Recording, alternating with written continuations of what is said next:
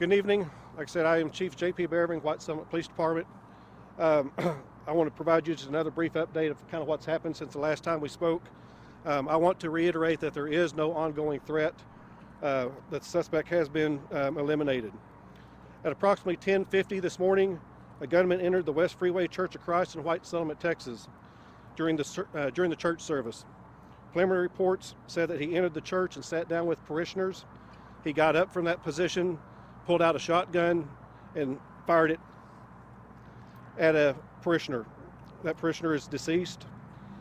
There was a security team inside the church, and they eliminated the threat. Tragically, like I said, there are 2 people that were shot, and they died at a local hospital. As we stated, the suspect is deceased. The threat was stopped thanks to the quick and heroic actions of those safety members inside the church. I want to ask again for your prayers and support for everybody at the church, the parishioners, and those involved in this tragedy. At this time, I'd like to turn it over to Lieutenant Dan Patrick. Thank you, Chief. All of our hearts are heavy.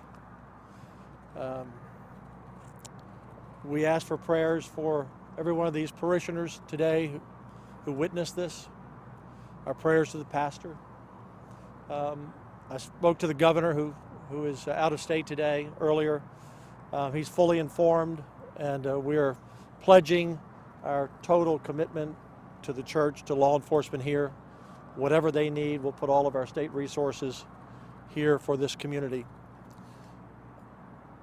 We had a church shooting, as you know, a few years ago in Sutherland Springs, and out of that, we passed 2 laws this past 2 sessions.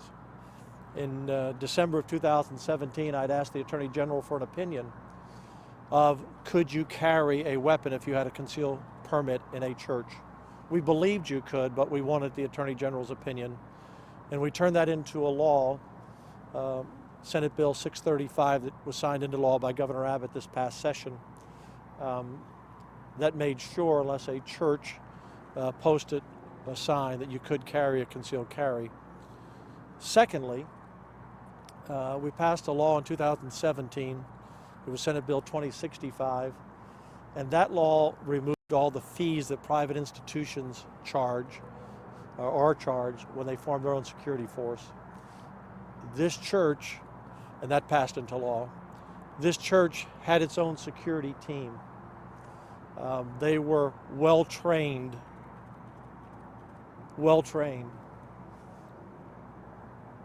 The heroism today is unparalleled.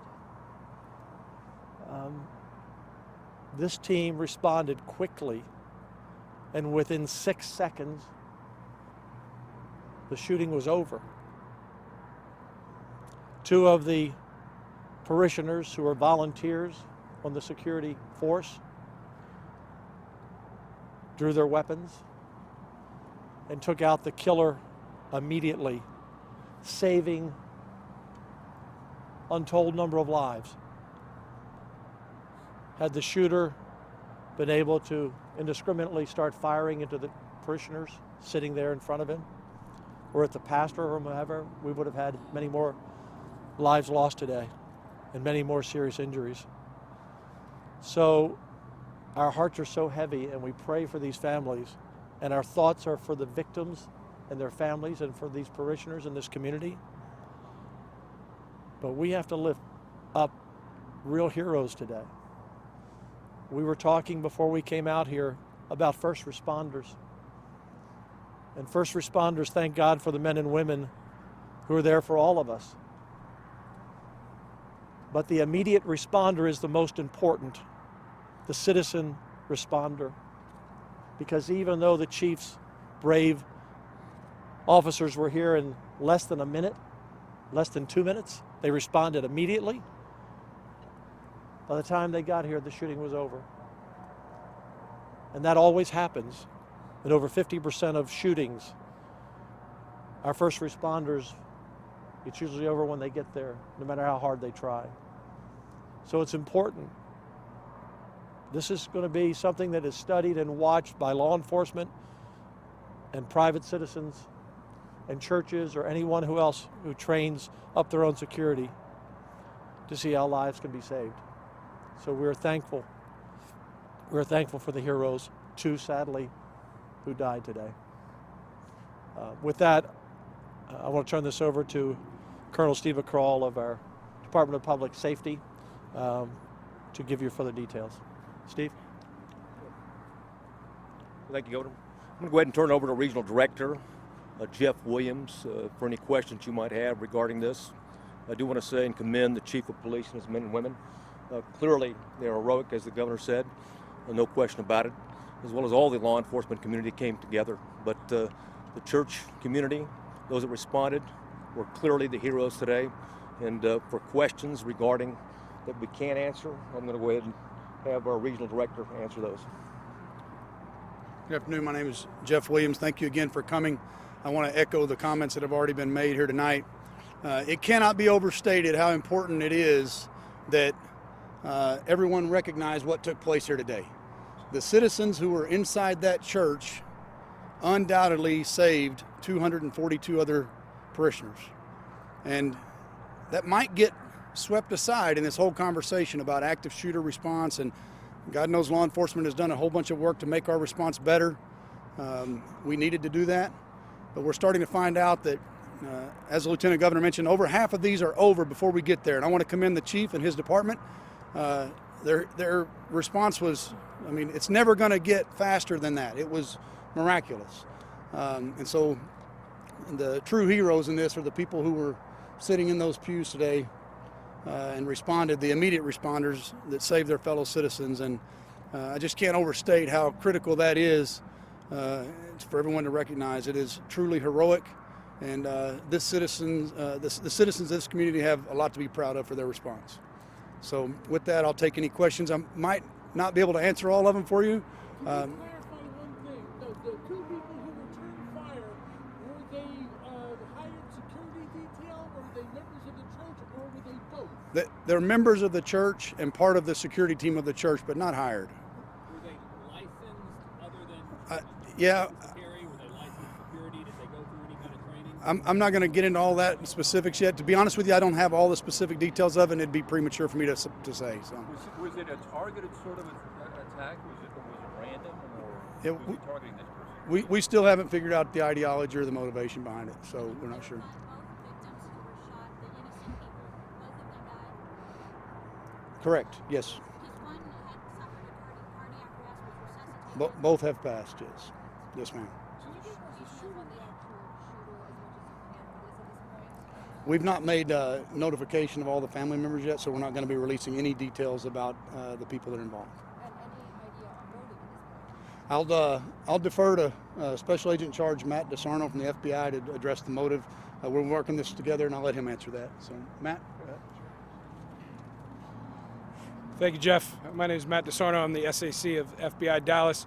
So the FBI is working collaboratively with DPS, with White Settlement Police, with Fort Worth Police in a large collective effort, investigative effort, to identify motive, to determine whether or not the shooter had an ideology that was driving him. At this point, it is an ongoing investigation. We are working diligently to get to the bottom of motive on this. We have agents throughout the area and beyond interviewing associates and working on trying to get to the bottom of the shooter's motive. Why did you mention ideology at this point? I said part of our investigation is to determine if there was any ideology. Do we know any of the deceased people's names yet?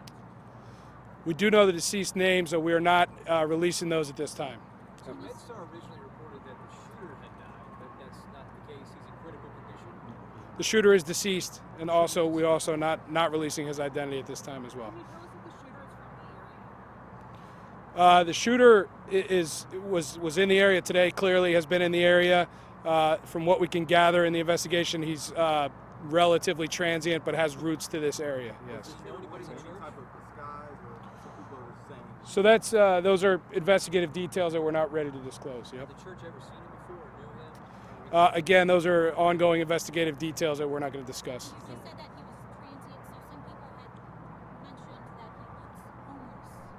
What do you say to that? So again, those are ongoing investigative details that we don't want to talk about in more detail. So he was sitting attending the service before the fire broke out? That's correct, yes. I can't hear that. I'm sorry. Again, these are ongoing details that we're not going to discuss. And there was some sort of writing that parishioners found odd on the back of whatever he was wearing, like a jacket or something. What was on the back of his jacket? Yeah, again, those are details we're not ready to discuss. The FBI is working on is conducting a multi-phase investigation, looking at all available video, media, everything we can get our hands on. We're working on. Yes. Some of the parishioners had said that they felt that the conduct was suspicious. Did the security team have their eyes on this individual prior to the shooting? Again, those are investigative details that we're not ready to discuss.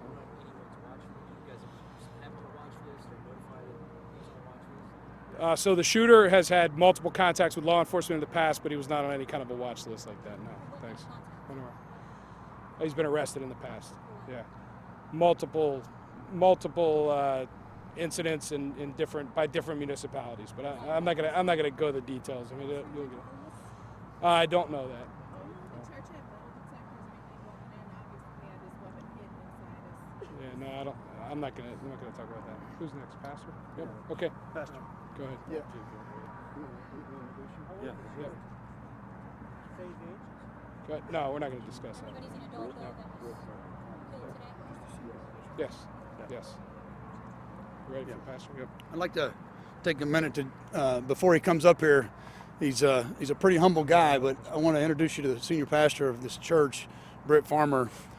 Through his leadership and his communication and preparation with his parishioners, he survived a pretty horrendous event today, and I'm just overwhelmed at his humility. And as we were inside talking earlier today, you can tell this is a man of character, and I'm honored to be here today with you, sir. If we could come on up. My name is Britt Farmer. I'm the senior minister at the West Freeway Church of Christ.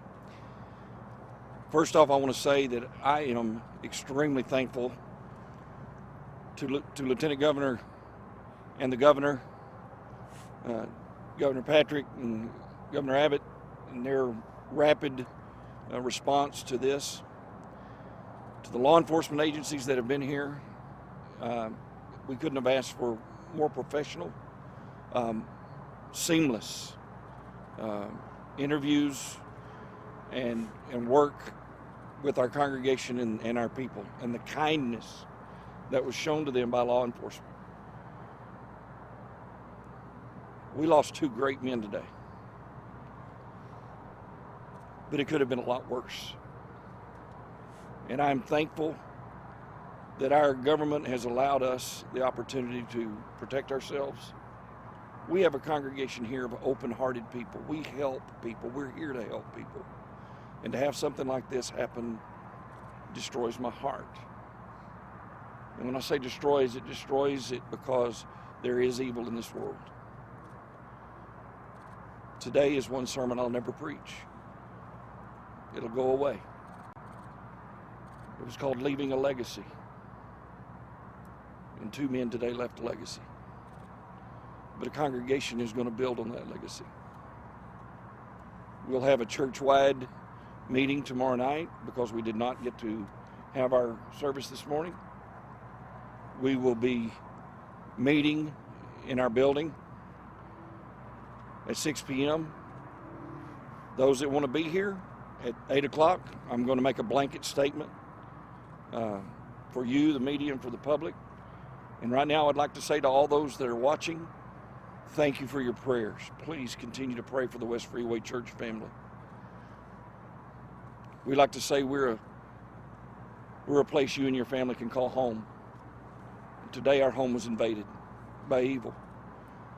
The sad thing is it happens all the time as far as evil's concerned. But I know two men right now that are better off than any of us are. And I hope and I pray that not only will we survive this, I know we will, but that in some way we might be a beacon to those who don't know what to do. Because today we proved that not only can we be God-loving, God-fearing people, but we can protect each other as well. Thank you.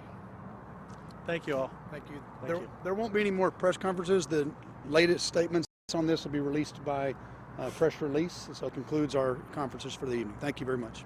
Thank you all for staying out here tonight. Thank you.